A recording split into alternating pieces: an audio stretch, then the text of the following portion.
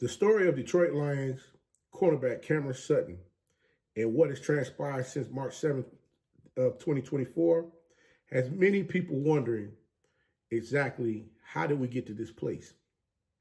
How does an athlete that has a squeaky clean record as far as on the field, off the field, being able to go on the field to have great play on the field, when he's off the field, there's no type of checkered pass or anything like that that would follow this young man or pop up when someone speaks his name.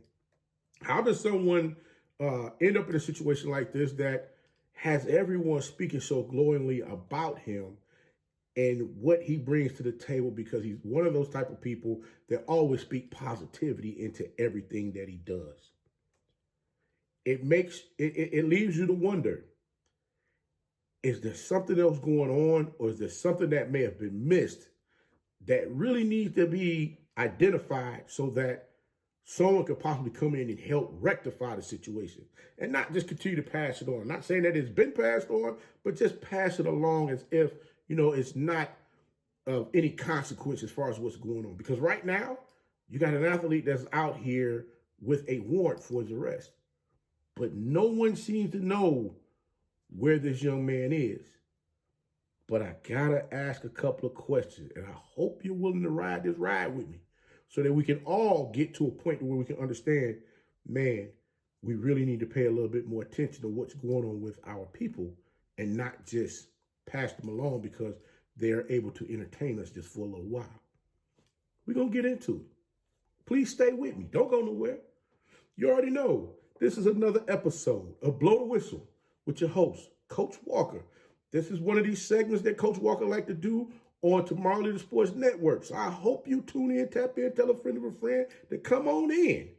Share the content, like, share, and subscribe. Make sure y'all subscribe to the channel because we're almost at 12,000 subs. But we need to go ahead and talk about this because this is something that really is there's so many clues out here that if you paid attention, if many people have sat down and just looked at just the athlete himself and get an understanding as far as what it is that he brings to the table. This young man, he's electrifying. I mean, he's going to come out there and give you everything that you could ever ask for from an athlete. What coach in the world wouldn't want that from a star athlete? Where you could say, hey, Sutton, I need you to make sure that this young man here, you shut him down. He doesn't get no passes out here at all. Hey, this is the game plan. And Sutton goes out there and follow that game plan to the T. Keeps that wide receiver from getting a pass. I mean, it get to the point to where the quarterback decide, hey, look, I'm going to throw this ball to the opposite side of the field because every time I try to throw the ball to the receiver that Sutton is covering, he's not getting that pass. He's not catching anything. So right there, that lets you know that this young man is a true talent as far as what he's able to accomplish out there on the field. But one thing that, we're in that ecosystem now where we're coming upon the NFL draft. We saw the athletes go through the combine. We saw athletes run the 40-yard dash. They did the cone drills. They did all of the things that they need to do as far as, from a position standpoint, for the scouts to sit back and evaluate them as far as how they would fit into their organization. And of course, they get the medical examinations, things of that nature, ask questions about their health and so on and so forth. And, I'm not for certain if they still do the Wonderlic test, but that Wonderlic test was something that was out of this world as far as the questions that these athletes were being asked, especially about their family members when it came down to certain things that were going on. You got players out here being asked embarrassing questions about their mom and their dad and things, stuff that they wanted to keep in the house and not necessarily have thrown out here to the masses for everybody to have that information at their fingertips to talk about how their family structure was set up, how their family dynamic was. You don't need to know all that. All you need to understand is I'm the athlete that's coming to play football, and this is what's going on. I'm not saying that this happened in Cameron Sutton's situation. I'm not saying that at all. What I'm trying to do, and what I'm doing here is I'm painting you a picture as far as the things that we've seen take place that many of us have We understood it. We might have laughed at it. We might have blew it off like, okay, it's all well and fun and jokes, but whatever. We'll keep it moving and move on to the next thing. But when you look at an athlete who is able to do the things that's required of them without any hesitation, an athlete that you have fans, coaches, teammates, everyone speaking high of this young man. Because you got to think about it. When you have people speaking high of you and it's being discussed in other circles, other people are going to discuss it. If it's put in print, people are going to share it around for other people to see, and they're going to read it out to the masses so that they know what's going on. And that can help propel your career to a different stratosphere. Cameron Sutton was the type of athlete that got out there on the field and he left it all out there for you every time he laced them up and got out there on that sideline. One thing that I did find about this young man, about Sutton, was in his senior year at the University of Tennessee, where he had a fractured bone in his foot. He was slated to come back in a specific amount of time. Cameron Sutton is the type of individual that always speak positivity around him all the time. He wants nothing but positive vibes around him all the time. That's why you hear coach say that all the time, positive vibes. He wanted positive vibes around him all the time. And he would let the coaches know that, hey, I'm coming back early. This young man actually came back 2 games early. And he told the coach, he said, Coach, I'll be back for the Tennessee Tech game. And him and Coach Martinez was having a conversation. And Coach Martinez looked at him like, man, what are you talking about? But from that statement, I gathered that this young man, like I said, he's a competitor. He's a warrior. He's one of those ones that's going to go out on his shield. If there's nothing else left in the tank, he's going to go out on his shield of battle. In that battle, he's going to go out on his shield. Now, I'll say another thing that I did find that was a little bit disturbing as far as, him as an athlete that happened out there on the field of battle. It was in 2014 during a game against Missouri.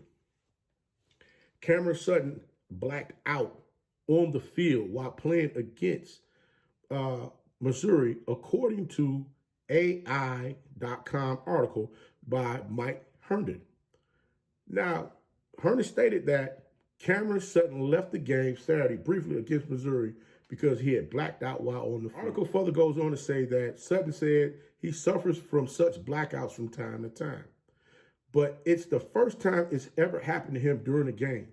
The University of Tennessee medical staff took his helmet away and did not allow him to return to the game until he passed all standard concussion tests. Red flag. Red flag on the play. Red flag on the play. Blackouts on the field. That's something that really needs to be evaluated. That's something that needs to be taken a lot more seriously than just, okay, he's out there playing, he had a blackout. Okay, he's good, everything's good. Okay, he's back out there. Give him the helmet back. He's passed all concussion protocols. No, we need to dig in deeper to see why is this happening. And we're going to get into why that caught me off guard when I read that about the young man, because you got to understand, he has a family. Outside of football, he still has a family that, that he loves and cares for. If I'm not mistaken, I think he's a girl's dad, if I'm not mistaken. So just imagine his daughters, him not being around his daughter's not having him. How does that affect them? You get what I'm saying? But I'm like, 2014, I'm sure they weren't around then, but I'm just saying, I'm looking at the now. You get what I'm saying? I'm looking at the now. We talk about a decade later. I'm looking at the now. I'm looking at right now. Because there's so much that's happening with these athletes where we put them on the field. We want to see them compete. If they're not able to compete, they're not able to do the things that they want to do, they're being ridiculed. If they're being ridiculed, it come time for contract, guess what? Their contract being snatched away from them, or they're being talked about so bad where they're being devalued. And the funny thing is, Sutton got out there the next season, and he balled out some more. He took that thing to a higher level. I mean, he made sure that everybody understood that he was that guy in the Southeastern Conference. He wanted people to know that he is going to be out here every game to play. You're going to talk about him. In the halls of the Southeastern Conference, you're going to talk about Cameron Sutton being one of the baddest cornerbacks out there on the field that would shut athletes down, pissing quarterbacks off where they're unable to complete passes to their number one receivers out there on the field. Now, when you have that type of athlete that comes across with that type of moxie, you got to understand, wait a minute. We got to make sure that he's okay. But what bothered me with all of that was the fact that after the 2015 season, going into 2016, NFL scouts were trying to, lure him away from the University of Tennessee to go into the draft early. The type of young man this man is here. And this caught me, because I was like, wait a minute. He had an opportunity to go into the draft early. He decided to let the NFL know, no, I can wait. He said there's a few things that he needs to take care of first from a team standpoint, an individual standpoint, and an academic standpoint. And I sat there and said, God, dog, this young man, he got it. Young man graduated with a marketing degree. Not only that, but when you look at what the young man was able to accomplish, I mean, he was one of them athletes that they passed over him year after year when it came to the Thorpe Award and the different awards within the SEC conference, as far as, at the cornerback position. Not to mention he was a punt returner as well. Oh, he's a bad man. Cameron Sutton was a bad man up there at the University of Tennessee. I mean, ain't no doubts about that. Cameron Sutton, boy, he get out there, he give you that work. Oh, he's going to give you that work. He going to let you know that, daggone, this is how this thing go down week in and week out. Because one thing is, Cameron Sutton wanted to make sure he fulfilled his dream, and that dream was to get that degree. We don't hear that nowadays. That's why I said, going through this young man's story, getting an understanding of him, exactly what trials and tribulations has he gone through to get to where he is. And when you see this young man put the NFL off to get his degree, I said, wait a minute, this is a special young man. We got to dig a little deeper, find out what's going on with this thing. Looking at what this young man has been able to accomplish. Now, I'll say that he was a 3-star athlete coming out of Jonesboro High School. He signed with the Tennessee Volunteers. This young man loves the sport of football. Like I said, this young man in 12 games, his freshman season, 12 games, had 39 tackles, 2 interceptions, 1 sack, and scored a touchdown. Sutton, like I said, he's the type of athlete who's going to leave an everlasting impression on anyone that comes into his presence, even while he was at the University of Tennessee. When that man left the University of Tennessee, he was the nation's top punt returner with an average of 18.7. He's the all-time leader in passes defended with 37, to go along with 30 breakups and 7 interceptions. Now, you talking about playing with a chip on your shoulder? This young man played with that chip on his shoulder every season.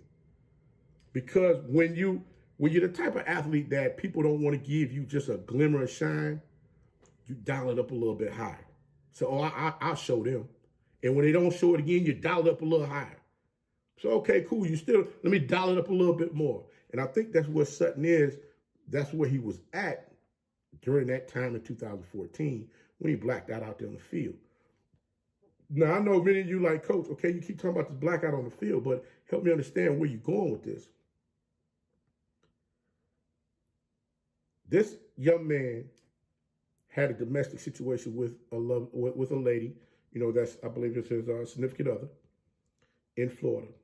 This was on March 7th. There was a warrant that was issued for his arrest. Sutton makes it back to Detroit, Michigan, and Allen Park, goes to the Lions facility, and they all find out there that he has a warrant for his arrest.